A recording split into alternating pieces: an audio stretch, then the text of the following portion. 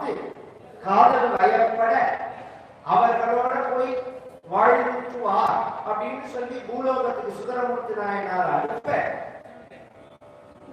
உன்னை பிரிந்து நான் எப்படி இருப்பேன்னா நான் தடுத்து ஆட்கொள்ளுவேன். நான் பகவான் உன்னை நான் தடுத்து ஆட்கொள்ளுவேன் அப்படின்னு சொல்ல, அதனாலேயே சுந்தரமூர்த்தி நாயனார் புராணத்துக்கு தடுத்து ஆட்கொண்ட புராணம்னு இந்த பெரிய புராணத்துல அந்த அடியார்கள் பேரை பார்த்தா சில இடத்துல இருக்காரு. நந்தனாக நீங்க தேடினா இருக்கவே இருக்காரு. பின்ன எப்படி இருக்குன்னா திருநாளை போவார் புராணம் அப்படின்னு இருக்கும். திருநாளை போவார் அப்படின்னு இருக்கும். சுந்தரமூர்த்தி நாயனார்னு தேடினா இருக்கவே இருக்காரு. தடுத்தா கொண்ட புராணம் அப்படின்னு இருக்கு. மாதொருவாகனாக்கு வழி வழி அடிமை செய்யும்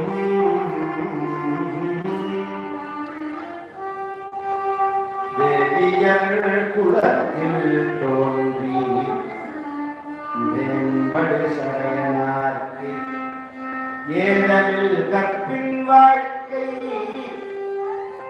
மழை இசை ஞானியாற்பார் தீது அகன்று உலகம் உய்ய திரு அவதாரம் செய்தார். இறைவனை எப்படி வழிபடணும்? இறைவனையும் இறைவனையும் சேர்த்துதான் வழிபடணும், தனித்தனியா வழிபடக்கூடாது. இது சம்பிரதாயம். சிவனை மட்டும் பூஜை பண்றேன், அம்மனை மட்டும் பூஜை பண்றேன், இந்த வேலையே வச்சிருக்கிறார். ஏன்னா இவர்கள் வாகத்தாங்க சம்புத்தம், சொல்லும் பொருளும் போல இணை தெரியாதவர்கள், அர்த்தநாதீஸ்வரர். அதனால்தான் மாதொரு பாகன்.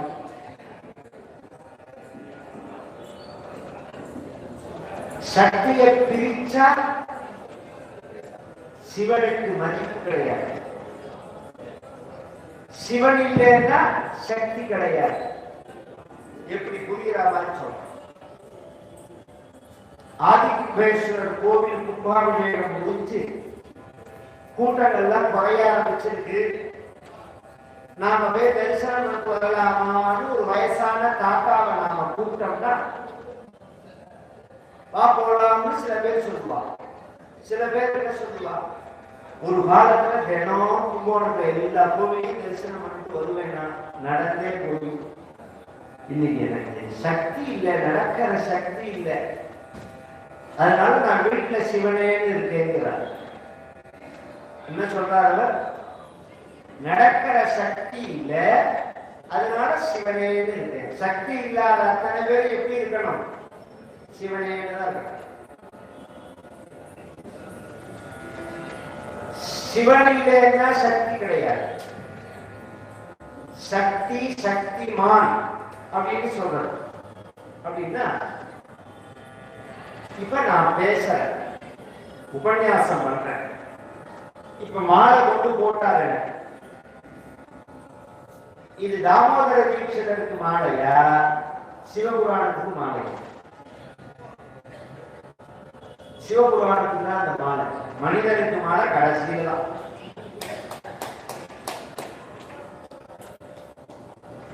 மனிதனுக்கு தனியா மாலையெல்லாம் கிடையாது. அங்க உள்ள இருக்கக்கூடிய அந்த சக்திக்கு தான், தெய்வத்துக்கு தான் மாலை.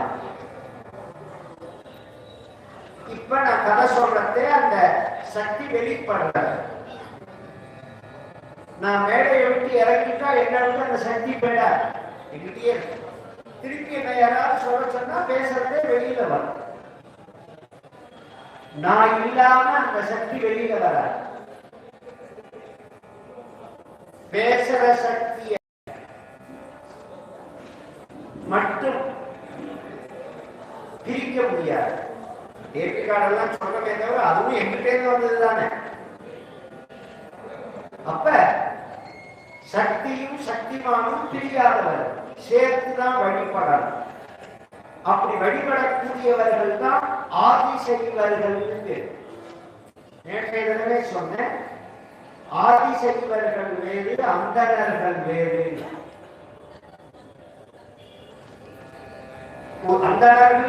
அந்தணரே இல்லைன்னு அர்த்தம் இல்லை, அந்தணர்கள்ல ஒரு பிரிவு. இந்த ஆதிசைவர்கள் தான் உள்ள சிவபெருமான தொடலாம், எல்லா அந்தணரும் தொட முடியாது. இன்னைக்கு மக்கள் என்ன நினைக்கிறார்கள், பார்ப்பனர்கள் தான் கோவில் உள்ள போய் பூசை பண்ணலாம், மற்றவர்கள் பூஜை பண்ண, அப்படி கிடையவே கிடையாது. எல்லாரும் கோவில் பூஜை பண்ற கோவில் இன்னைக்கும் தமிழ்நாடு முழுக்க உண்டு. ஃபர்ஸ்ட் நீ என்னை விட மட்டும் நீ பண்ற பூஜைக்கு நான் வரமாட்டேன் அப்படின்னா நம்ம பழக்கத்துல கிடையாது. இன்னைக்கு கிராமங்கள்ல மாரியம்மாவை பூஜை பண்றது யாரு? பூசாரியார். ரெகுலரா வருவர், இன்றைக்கு தினமே வருவர். அப்ப செல்வா வேண்டி இப்ப வரதே கிடையாது. ஆளுநர் சொல்றேன், ஒரு கூட உங்களுக்கு ஒரு திறப்பு கூட. உங்களுக்குலாம் யாருக்கா வயசானவங்களுக்கு ஞாபகம் இருக்குமான்னு தெரியும். அவர் வந்தாருன்னா அதுல கொஞ்சம் அரிசி, புஷ்பம், பால், எண்ணெய் இதெல்லாம் போடுவோம். நாங்க தினம் பூசாரி வருவார். வந்து அதை எடுத்துக்கிட்டே மாரியம்மாவுக்கு நைவேத்தியம் பண்ணிட்டு ஏதாவது நம்ம விசேஷமா அபிஷேகத்துக்கு கொடுத்தோம்னா அந்த பிரசாதங்களை கொடுப்பார். நாமும் கோவிலுக்கு போவோம், மாவிளக்கு போடுவோம், குழந்தை பிறந்தா மாரியம்மா காலடிகளை கொண்டு போடுவோம். எல்லாமே சகஜமா இருக்கும். இதுல அவர் பிராமணர் அல்லாதவர், அவர் பூஜை பண்ற சாமியை நான் எப்படி வழிபடுவேன் இந்த பேச்சே கிடையாது. அங்க அவர் தான் பூஜாரி.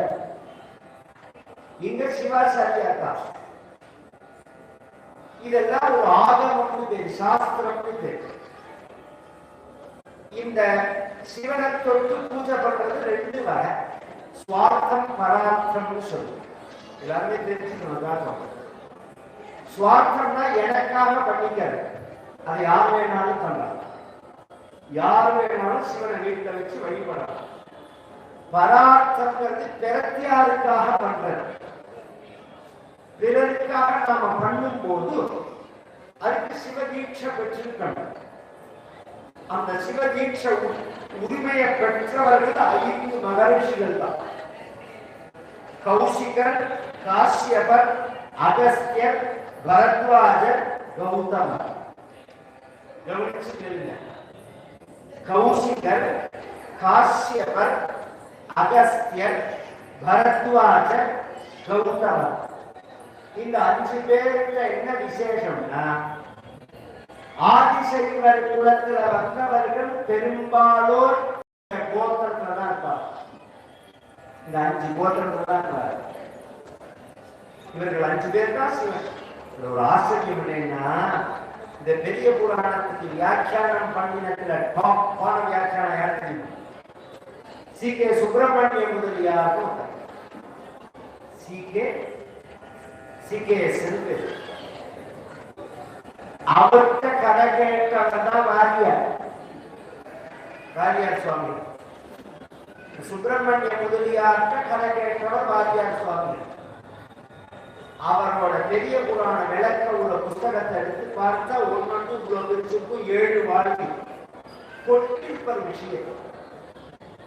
நம்ம முன்னோர்கள்லாம் எப்படி அறிவாளியா இருந்தார்கள், ஜாதி வேதம் இல்லாம எப்படி இருந்ததுன்னு ஏற்றத்தாழ்வு கிடையாது. வேதம்னா ஜாதி இல்லைன்னு நான் சொல்லவில்லை. இதுல ஏற்றத்தாழ்வுகள் கிடையாது. ஒவ்வொருத்தருக்கும் ஒரு டியூட்டி அது.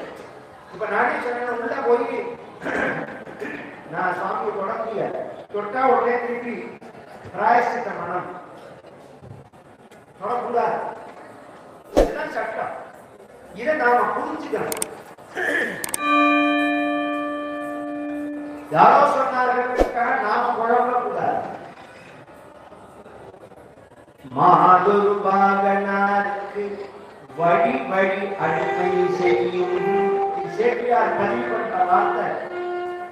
பரம்பரையா பூஜை பண்றவர் வழி வழி, அப்பா தாத்தா கொண்டு தாத்தா அப்படி மட்டும் இல்ல. இதுல 100 விஷயம் இருக்கு.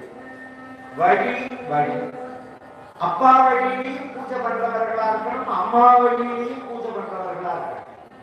அது மாதிரி ஒரு பரம்பரையில சடையனார் அப்படின்னு ஒரு சிவாச்சாரியா இசை ஞானியார்னு அவருடைய மனைவி பேரு. இவர்களுக்கு வந்து கவனிச்சு கேட்கணும், தமிழை அவர்கள் வளர்க்கிறார்களா நாம் வளர்க்கிறோம்? சுத்தமான தமிழ் பேர் ஷடயனார். இதுக்கு சம்ஸ்கிருதம் இருக்கு, கபர்தீன்னு பேர் பகவான். நமக்க பர்திமே சத்யுக்த கேசாயச்ச அப்படின்னு பேர் சொல்றாரு.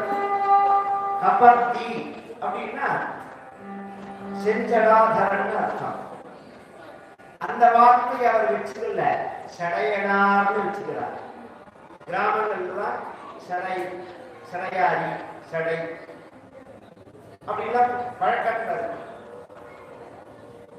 இசை ஞானியா இன்னைக்கு எடுத்து நாம திருச்சியில ஒரு பூஜை பண்ணினேன். 8 நாளைக்கு பப்ளிக்கா உள்ளது. நித்தியம் 300 பேர் 400 பேர் சங்கல்பம் பண்ணிப்பார்கள். நான் ஓப்பனாவே சொன்னேன், தமிழ்நாட்டில் அந்த சங்கல்பத்து பேரை படிச்சா தமிழ் பேரே இல்லை, தமிழிய பேர் இல்லை.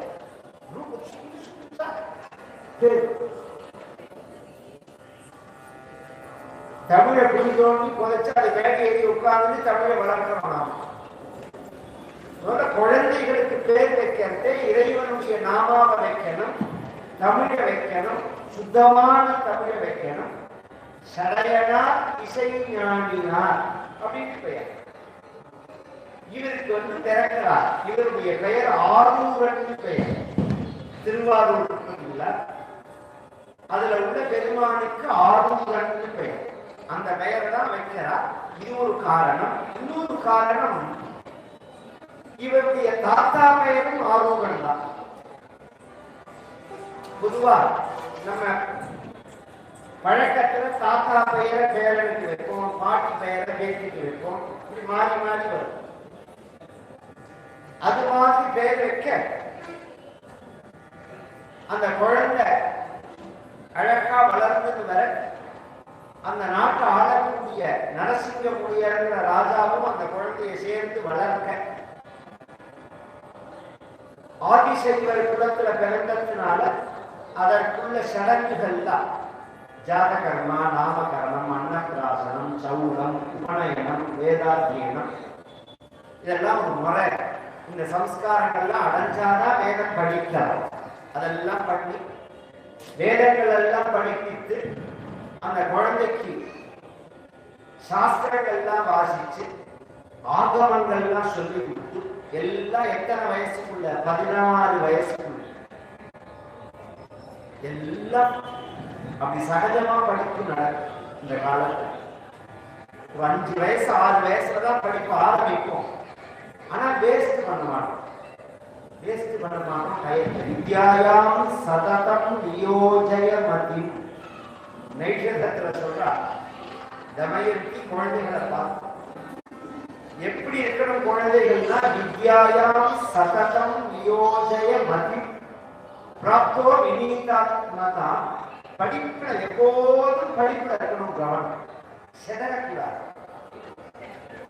அது வந்து சில பேர் ரொம்ப சாத்தியம் அப்படியே அப்படி அர்த்தம் இல்லை. படிப்புன்னு நீங்க நினைக்கிறாங்க புஸ்தகத்தை மட்டும் வச்சிருக்கிறது இல்லை, அறிவை தெரிஞ்சுக்க. இந்த குழந்தைகள் 3-4 வயசானோடனே இது என்னதாதா, இது என்னதாதா, இது என்ன விஷயம், இது என்ன விஷயம் நம்ம கிட்ட கேட்கும். நாம உட்கார்ந்து முறையா சொல்லி கொடுக்கணும். அது குறுக்கு வழிகளெல்லாம் சொல்லி கொடுக்க கூடாது. ஏன்னா அது அறிவை வளர்த்துக்கிற சமயம் அது. அப்படிங்கிறது நாம் முறையா அதற்கு சொல்லி கொடுத்தோம்னா அது வந்து அப்சர்வ் பண்ணுமா. அப்படி அப்ப அது பார்க்கிறது, பேசுறது, கேட்கிறது, நினைக்கிறது எல்லாமே எல்லாமே படிப்பா போறதுனால பைஹார்ட் பண்ணக்கூடிய விஷயங்களாம் சொல்லி கொடுத்து எல்லாம் படிச்சு முடிச்சா 16 வயசுல இவருக்கு கல்யாணம் பண்ணணும்னு இவ அப்பா சடையனார் ஏற்பாடு பண்ண பக்கத்துல மனம் வந்த புத்தூர் அப்படின்னு ஒரு ஊர்ல இருக்கக்கூடிய ஷடங்கவி சிவாச்சாரியார் அப்படிங்கிற அவருடைய பெண்ணை பேசினார். இந்த பேரை கவனிக்கும். ஷடங்கவி அப்படின்னா என்ன? ஷடங்கம். ஷட் அப்படின்னா 6. 6 என்ன எல்லாருக்கும் தெரியும். அங்கம்னா வேதத்துக்கு 6 உறுப்புகள். கல்பம், நிருத்யம், சந்தஸ், ஜோதிஷம், இதெல்லாம் வேதத்தோட அங்கங்கள். இதெல்லாம் படிக்கணும். வேதம் படிக்கிறவர், அதை நன்னா படிச்சவர். நாம பண்ணக்கூடிய நல்லது கெட்டதுல இதெல்லாம் கலந்து வரும். இதெல்லாம் சொல்றபடிதான் நாம அதை செய்யறோம். தெரிஞ்சு செய்யறோமோ தெரியாம செய்யறோமோ, இந்த சாஸ்திரங்கள் சொன்னபடிதான் நம்ம வாழ்க்கையை நடத்துறோம். அதனால தமிழில நாம் செய்யக்கூடிய இந்த செயல்களுக்கு சடங்கு பெயர். ஷடங்கம் அப்படிங்கிறது மருவி வந்ததுதான் சடங்குங்கிறது. சடங்கு செய்யணும் அப்படின்னு சொல்லணும். யாராவது ஒரு தமிழ் அறிஞர இதோட ரூட் சொல்ல சொல்லுங்க. வேர், இந்த சொல்லோட வேர் என்ன, எதிலேருந்து இந்த சொல்லு வந்தது அப்படின்னு. இதான் வேர். அவருடைய மகளை மனம் பேசி கல்யாணத்துக்கு கிளம்பி வர அந்த மகன் வீட்டார், மாப்பிள்ளை வீட்டார் கிளம்பி வரத்து அவர்களை வரவேற்பதற்கு தான் மாப்பிள்ளை அழைப்பு இருக்கு. ஒரு காலத்தில் தமிழ் மரபு என்னன்னா, பெண் வீட்டுல தான் கல்யாணம் பண்ணலாம், பிள்ளை வீட்டுல கல்யாணம் பண்ணக்கூடாது. தெரியாதவர்கள் மண்டபமா கட்டு. இப்ப ஒரு காலத்துல எல்லா சபையும் பொருளுக்கு தள்ளி கட்டுவோம். அதெல்லாம் இப்ப மாறி கல்யாணம் ஆனா போற நிலைக்கு நான் பாதி பண்றேன், நீ பாதி பண்ணு. இந்த வாழை சுருட்டி வச்சுட்டு இருக்காங்க. இந்த மாதிரில இந்த ஆட்டம் தான் கிடையாது. அதான் நான் திரும்ப சொல்லுவேன், ஒன்னா பெற்றவாலாம் பார்த்துட்டேன். கல்யாணத்துக்கு போது மட்டும் இல்ல, லாங் லைஃப் அவா தீர்மானம் பண்றதுதான் வாழ்க்கை. நாம பிள்ளைய பெற்று கையில கொடுத்துட்டோம்.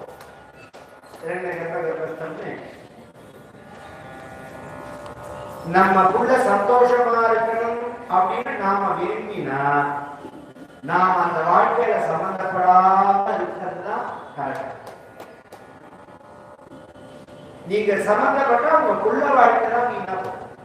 அதை விட இன்னொன்னு சொல்லுவேன், அதை விட அட்வான்ஸா ஒரு இதுக்கு மேல ஒன்று சொல்றேன். இந்த புள்ள ஆண் குழந்தைகளை வளர்க்கும் போதே அவனுக்கு காப்பி போடுறது எப்படி, டீ போடுறது எப்படி, சாதம் வைக்கிறது எப்படி, இதெல்லாம் சொல்லி கொடுத்துதான் நாளைக்கு பட்டி இல்லாம இருப்பான். இல்லைன்னா குண்ட பெருங்காயம் தான்.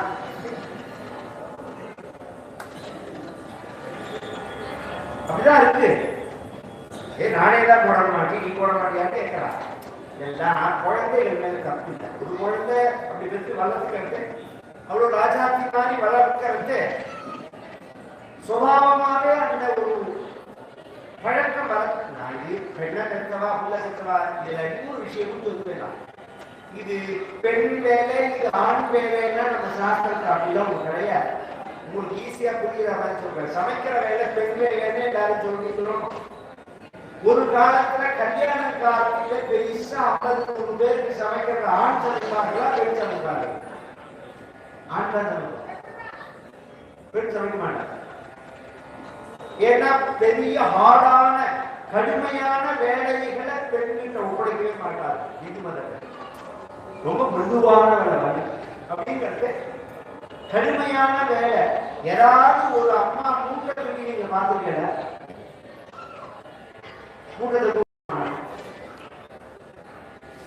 இதெல்லாம் நம்மளுடைய பழக்கத்தில் உள்ளது. பெண்களை எப்படி நடத்தணும், 62 பேர் இந்த அருமை தெரியாதவர்கள் இருக்கலாமே தவிர பெரும்பாலும் அப்படி உள்ளவர்கள் தான். ஒரு நாள் வாழ்க்கை நாம் நினைச்சபடி அமையலைனாலும் அனுசரிச்சு போறதுதான் வாழ்க்கை. இதுல மானமும் கிடையாது, அவமானமும் கிடையாது. இதுல ரொம்ப பேர் நினைச்சிருக்கா, இந்த பொண்ணை கல்யாணம் பண்ணினால, இந்த பையனை கல்யாணம் பண்ணினால இப்படி வாழ்க்கை அமைஞ்சது. நான் சொல்லவே மாட்டாங்க. உன் ஜாதகம் அப்படிதான். நீ எந்த பொண்ணை கல்யாணம் பண்ணினாலும் இப்படிதான். அதை நீ மாத்திக்கணும்னு நினைக்கணுமே தவிர நம்மளோட ஒரு கஷ்டத்தை நம்மளோட ஒரு சிரமத்துக்கு காரணம் பிறத்தியான்னு சொல்றதை விட அறிவீனம் வேற எதுவும் கிடையாது. நம்மளோட துன்பத்துக்கு காரணம் நாம் தான். இன்பமும் துன்பமும் பிறந்தரவாரா அப்படின்னு சொல்லணும். இன்னொருத்தர் கொடுக்க முடியாது. நம்ம கர்மாவை நம்மளுடைய சுகதுக்கத்துக்கு காரணம். அப்ப நாம அதை கரெக்ட் பண்ணிக்கணும். கல்யாணம் பண்ண வந்தார்கள். மணவரை வந்து உட்கார்ந்து இருக்கார்.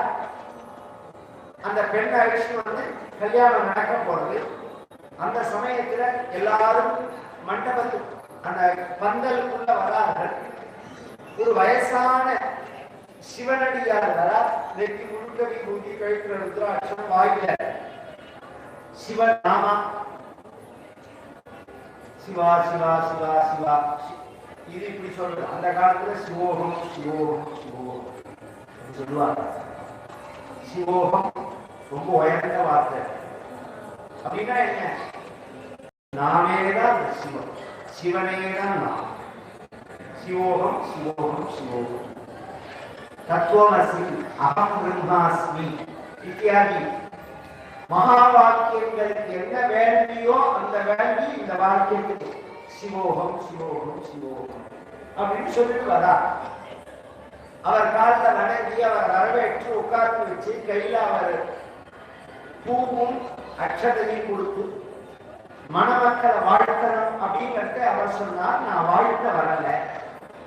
இந்த மனக்கோலத்தில் இருக்கக்கூடிய இந்த ஆர்வங்களுக்கும் எனக்கும் ஒரு வழக்கு இருக்கு. அதை பேசுறதுக்காக வந்திருக்கேன் அப்படின்னு வந்து என்ன வழக்குன்னு எல்லாரும் கேட்கிறார்கள். கல்யாண கோலத்தில் உள்ள இந்த ஆர்வங்களும் கேட்கிறார். என்ன வழக்கு அப்படின்னு கேட்கிறார். அதற்கு அவர் சொல்றார், சபையோர்களே கேளுங்கள். ஆவது இது கேள்வின் மறையோடு என் அடியார்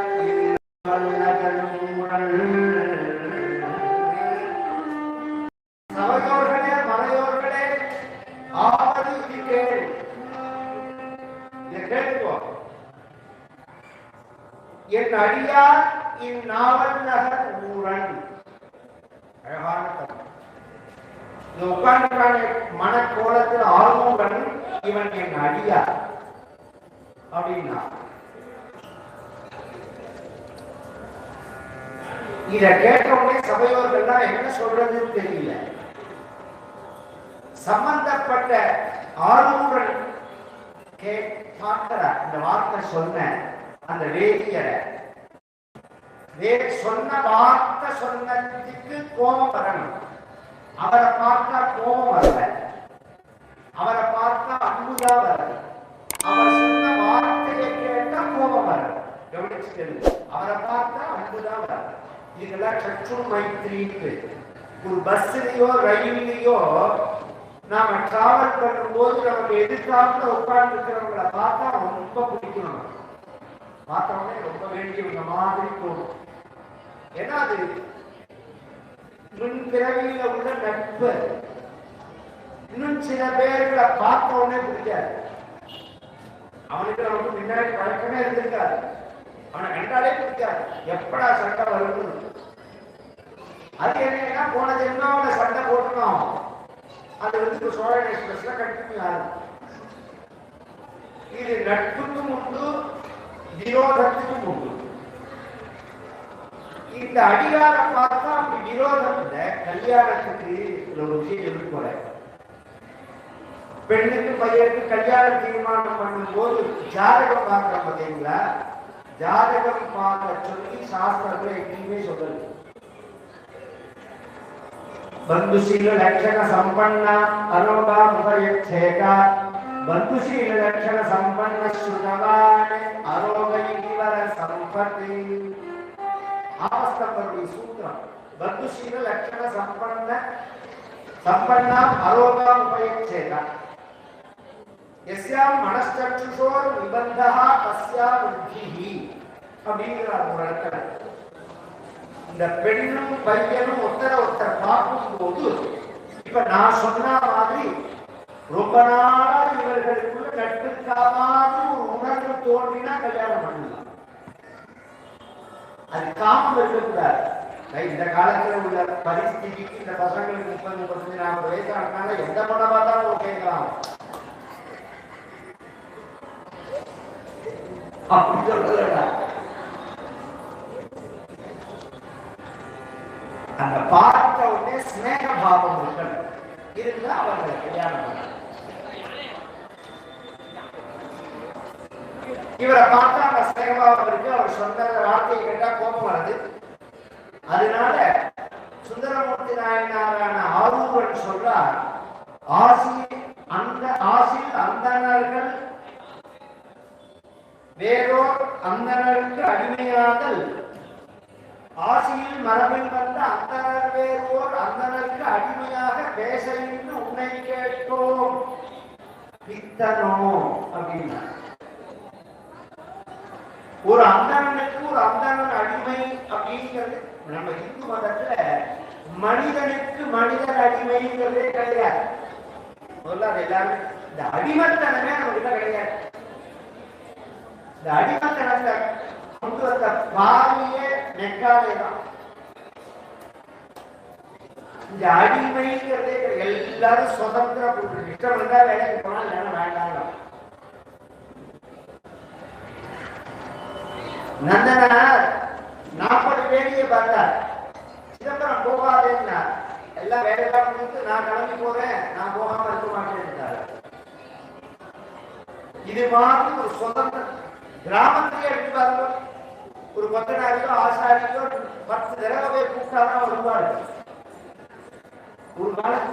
ஏன்னா ஒரு சுதந்திரமான வாழ்க்கை. 10,000 குழுக்கள் நெல் இருக்கும், பசுமாடு இருக்கும், கொள்ளையில முருங்கைக்கீரை வாழைக்காய் இருக்கும், செட்டிப்பான முழுக்க புளி இருக்கும், உப்பு இருக்கும், வருஷாந்திர சாமானா இருக்கும். 1-2 கிளி போட்டு ஒரு குழம்பு வச்சு ஒரு சாதத்தை வச்சா ஒரு நாள் போச்சு. ₹1 செலவு இல்லாம ஒரு வாரம் நகர்த்தலாம். 1000 ரூபாய் செலவு இல்லாம ஒரு நாள் நகர்த்தல இருக்கணும்.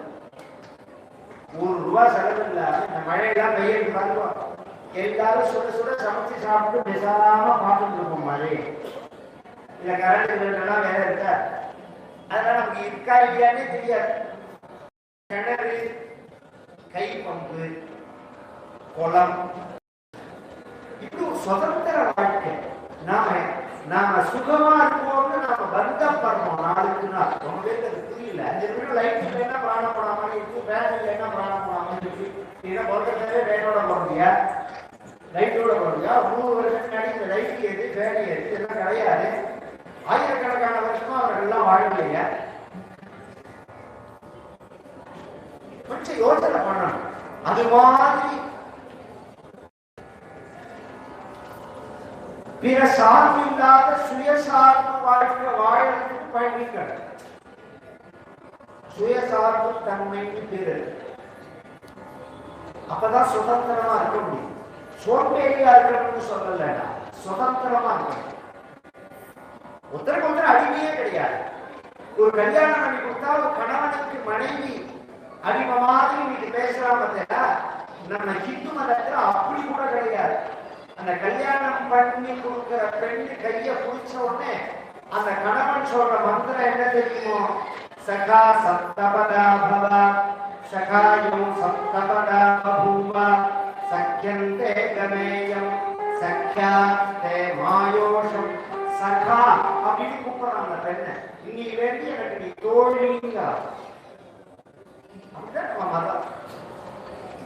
அதனால நீங்க பேசுறத பார்த்தா உங்களை பித்தன்னு நினைக்க. அதுக்கு அந்த கழவர சொன்னா, பித்தனுமாக பின்னர் பெயருமாக நீ இன்று எத்தனை தீங்கு சொன்னால் அது மற்றும் அவற்றால் நானே. நீ என்ன சொன்னாலும் எனக்கு,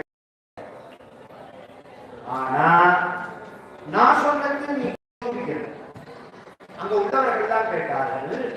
இவர் அடிமை, உங்களோட அடிமை அப்படின்னு நீங்க சொல்றேன், அதுக்கு என்ன ப்ரூஃப்னு கேட்டாங்க.